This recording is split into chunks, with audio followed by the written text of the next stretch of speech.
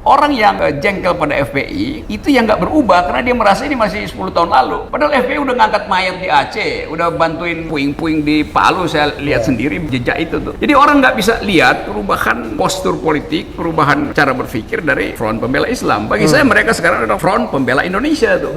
Ini semacam ketidakmampuan untuk berdialog atau sebenarnya karena nggak mau repot saja? Bukan, itu karena ketidakcukupan otak gitu. Jelas begitu kan. Kalau otaknya cukup dia bisa hadapi siapa aja gitu. Nah, apa Anies itu ada tanda-tanda orang yang dibimbing Allah?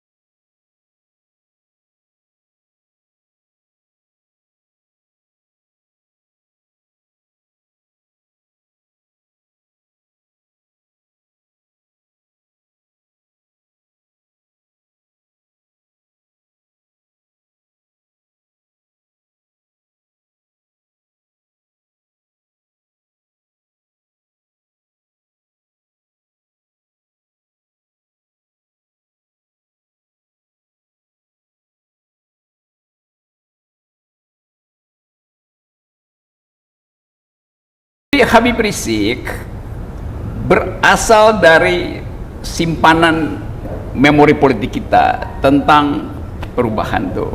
Kita ingin agar supaya ada pengimbang kekuasaan, maka kita butuh oposisi. Ternyata Pak Jokowi bilang Indonesia demokrasinya tidak memerlukan oposisi. Tetapi publik menganggap tanpa oposisi tidak ada kritik gitu. Lalu energi untuk beroposisi itu ditampunglah di Petamburan itu.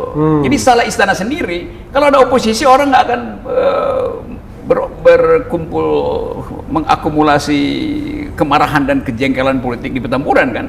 Jadi ini desain yang memang terbentuk secara historis karena istana menolak oposisi itu. Jadi biasa aja.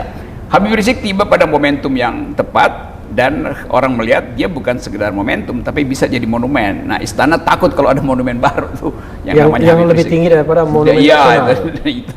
Itu soalnya. Ini monumen Petamburan tidak mungkin dibangun lebih tinggi kan, tempatnya nggak ada soalnya. Dan apalagi Habib Rizik datang dengan monumen akhlak gitu, dan itu kan sesuatu yang nggak mungkin diturunkan oleh Satgas, apalagi oleh TNI, karena akhlak itu adalah baliho yang diikat di langit. Bagaimana mesti manjat langit apa nurunin baliho akhlak itu? Yang diikat di langit dan ditanamkan di bumi ya. Seperti yang ditanam di bumi itu moral. Ya? Nah, itu yang nanam itu namanya Gatot Nurmantio. Kalau yang digantung di langit Habib Rizik. Nah, oke, nanti kita akan bicara soal ini ya dengan subjektivitas seorang Rocky Gerung ya. Tapi kalau kita lihat ya, termasuk saya dulu menganggap FPI itu dan Habib Rizik itu tidak lebih dari sekedar, tadi juga kita pernah tanya Muhammad Kodari juga di sini ya, dengan sinikal mengatakan kalau nggak salah ya, ini kan kelompok kalau eksis ketika Ramadan, ya kan kira-kira begitu, yang kerjanya razia. Dan kesan itu kan tertanam kuat sebenarnya dahulu kala ya, kira-kira 10 tahun yang lalu kan begitu. Tapi sekarang kok seperti sudah tumbuh menjadi sebuah kekuatan politik baru ya. Apa memang kayak itu, kenapa bisa begitu? Yang tadinya ini, mohon maaf nih ya, FPI dan Habib Rizik awalnya kan kesannya ya seperti orang mengatakan dengan segala hormat dan mohon maaf, preman berjubah, orang bilang begitu kan? Ya, tapi sekarang kok seperti tumbuh seperti pusat oposisi jadinya.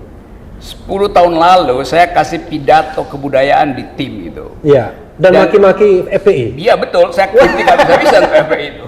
Masih ada jejak digitalnya. Iya. Karena saya jengkel kelakuan FPI itu, bubarin pawai merah putih di Monas segala macam. Beberapa teman saya bocor kepalanya tuh. Ya itu waktu itu Wardah Hafid ya. Ya itu kaum miskin kota ya waktu itu.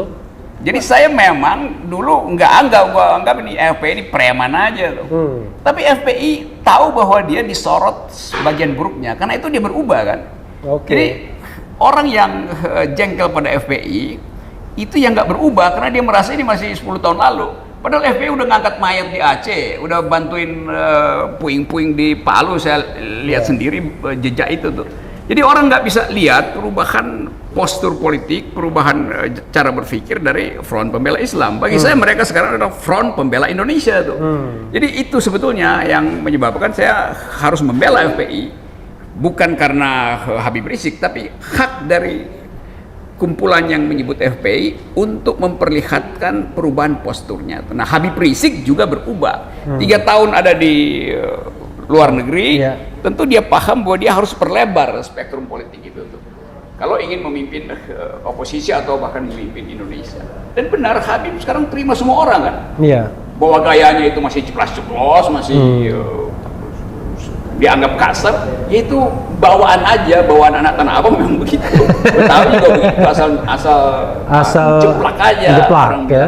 Tapi kan kita mesti lihat apa yang ada di dalam pikiran Habib Rizik soal kemaslahatan, soal kemajemukan, soal relasi internasional. Saya kira lengkap di situ. Dan saya bicara dengan beberapa teman di situ. Munarman tuh sekjennya teman saya guru politiknya. Dan saya kira termasuk orang yang dimaki-maki Bung Rocky dulu, Munarman. Dulu tuh, gila lu gila lu man. Terus si Maman kasih keterangan gini. Ini Munarman uang kita gila, uang kita galau. Tapi dia bersahabat dengan saya, teman diskusi yang tajam. Ya, orangnya hatinya baik banget, lembut banget. Nih, penampilannya juga yang begitu karena dia Palembang. Dulu bahkan kalau ada mungkin FPI dulu menyerbu LBH ketika Maman masih di LBH juga dia lawan juga kan. Tapi kemudian Maman si Munarman ini punya pengetahuan tentang human rights, sarjana hukum yang pintar, punya akses internasional di dalam isu. Jadi saya percaya bahwa Maman bisa menghasilkan diskursus baru di FPI. Dan kelihatan perubahannya ya. Perubahan tuh. Saya beberapa tokoh saya diskusi, wah hebat betul, tajam betul. Itu seperti Bung. Saya share sedikit itu perjanjian Hudaybiyah.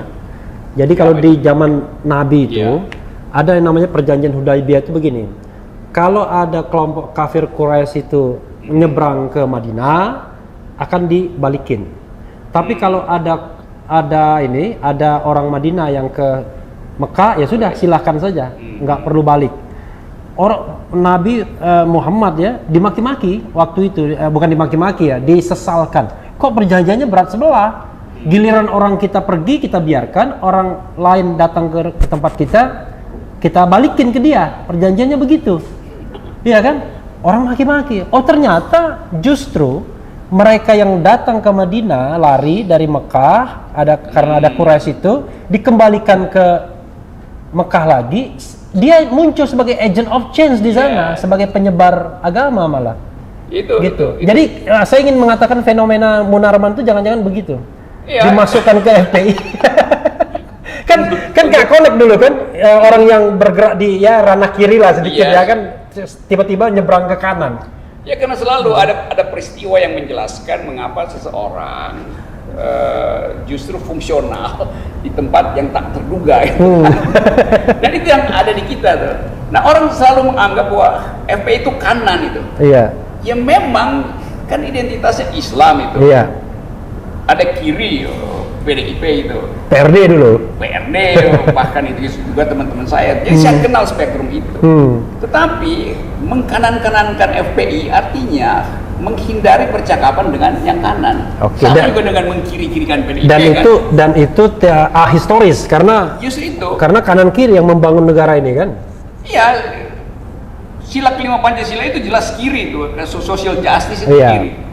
Juga ada tafsir agama bahwa itu juga adalah pesan agama, keadilan sosial. Perdebatan di konstituante itu kanan dan kiri. Ada yang ingin negara Islam, ada yang ingin negara sosialis, ada yang ingin bikin kerajaan sultan. Jadi kita pernah menghidupkan perdebatan intelektual di bidang ideologi. Nah, sekarang ditutup perdebatan itu karena ketakutan tadi. Yang ada adalah pameran arogansi itu. Bukan lagi pameran inteligensi. Ini semacam ketidakmampuan untuk berdialog atau sebenarnya karena nggak mau repot saja? Bukan, itu karena ketidakcukupan otak gitu. Jelas begitu kan. Kalau otaknya cukup dia bisa hadapi siapa aja gitu. Saya nggak ngerti volume otak yang cukup itu berapa volumenya. Ya kadang-kadang orang merasa volume otak itu sama dengan volume sorban, padahal beda itu kan. Beda. Ada yang kegedean sorban, otaknya kecil gitu. Kan begitu.